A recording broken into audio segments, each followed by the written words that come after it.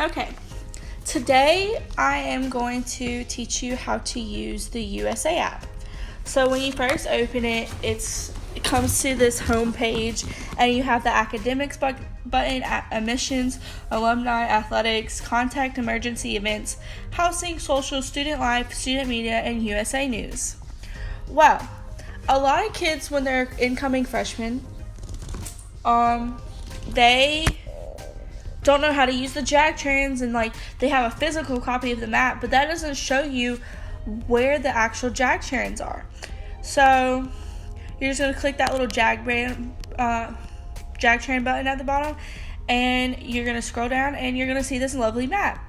Now the little buses do move as they're moving along. The paw prints stand for the different bus stops. So for instance, I'm a commuter, so I have no need to use green or blue really. So I'm going to talk about the first one I'm going to talk about, which is your main one, is orange.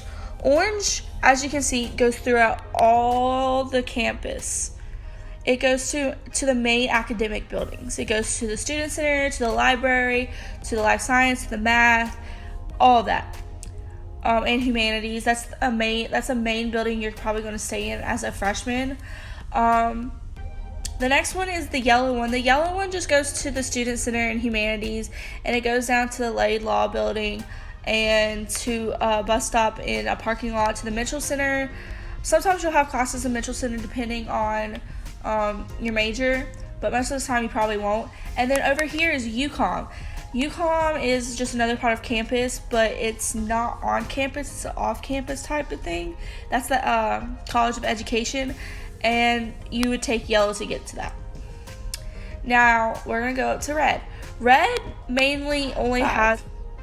They go to the back of the student center, which is that paw right there with that little logo right there. That's the students at the back of the student center.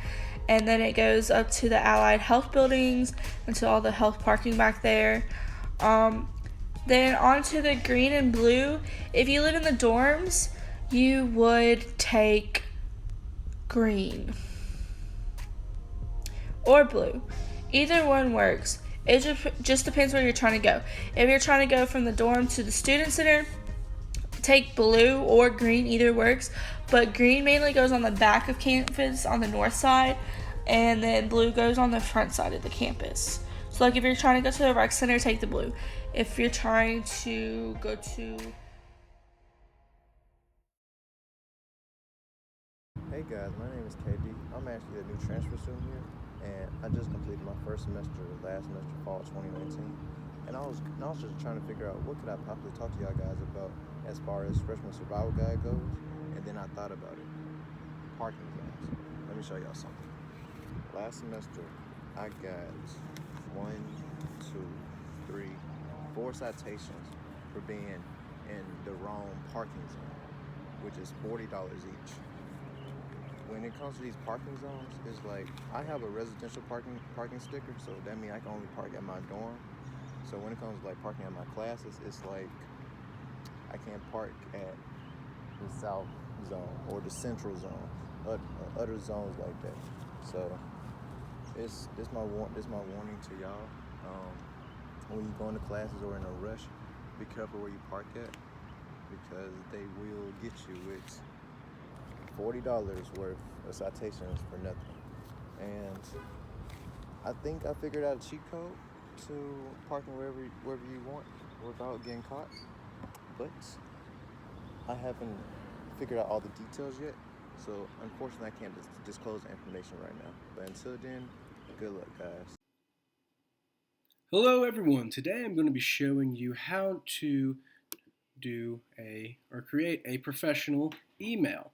First thing you would want to do will be to go to your mail app. I'm on a MacBook, so this is my frame of reference. But the first thing you want to do is open your mail app, go up to Mail, and you want to go to your System Preferences. Or your Mail Preferences, excuse me. And then you want to go over to Signatures. It's over here on the right. And what you want to do is press a little plus sign and create a new signature. You want to write a little note saying thank you or thanks for your help, whatever you want to say. And you want to type in your name. And then you also would want to add in your school identification number. Like for South's reference, you want to add in your J number.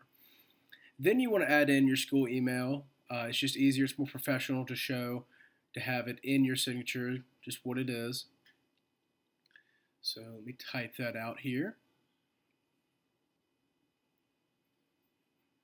And then you can also add in your phone number if, for whatever reason, they can't reach you and it's something very important. They'll be able to call you or whatever. And then you can also add in your personal email address if you would want to. Just in case something happens with your school email and you can't get reached at that point. So that's pretty much it for the signature. It should be added there. And so you can just close that out and move it out the way. Then you want to go to compose and you want to type in a professor. Let's just use Dr. Moore, for example.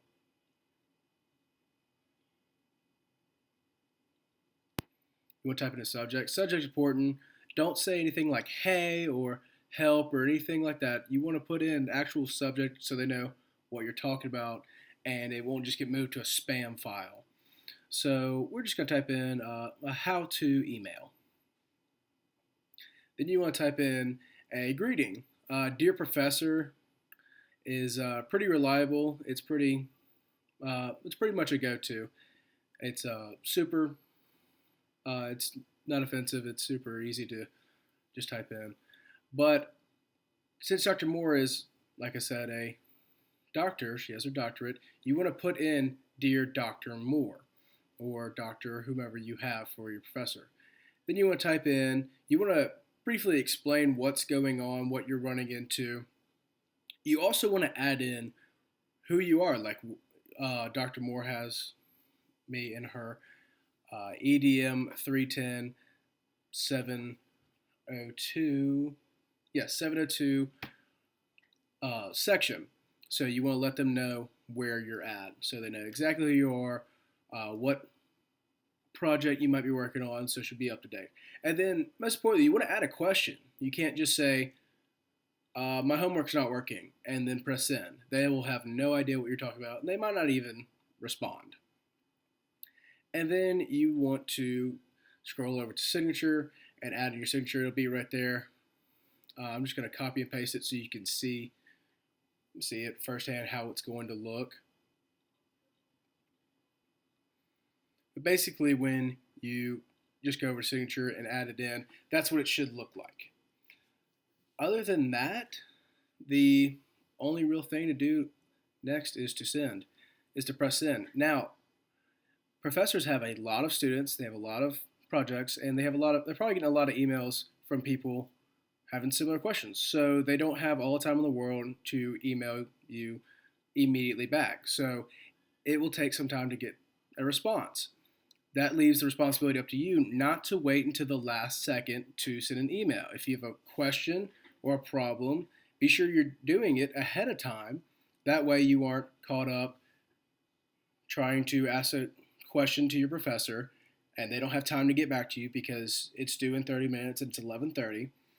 So give yourself some time to send an email at an appropriate time. And that's it, guys. Thanks for listening.